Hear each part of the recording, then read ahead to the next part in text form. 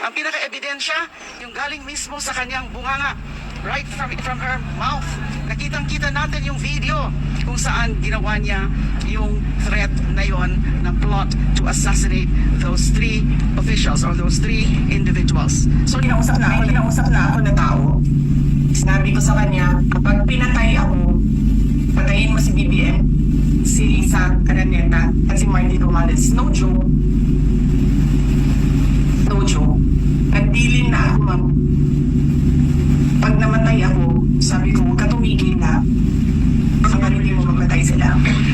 Karamihan po yung dati lang, pero matindi na po yun, yung mga audit findings, mga liquidation vouchers, liquidation documents showing all of those fictitious names of alleged payees or alleged beneficiaries. Legislative records, yung mga TSN, yung mga proceedings, yung mga hearings before the Committee on Good Government and Public Accountability.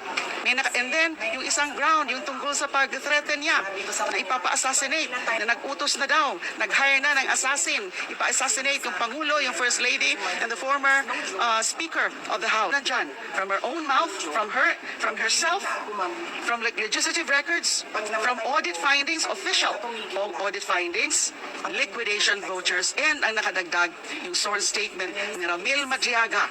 Yun na nga daw ang link doon sa usapin ng pag-abuso, pag-misuse, pagwaldas ng confidential funds of both the Office of the President and the DepEd Secretary.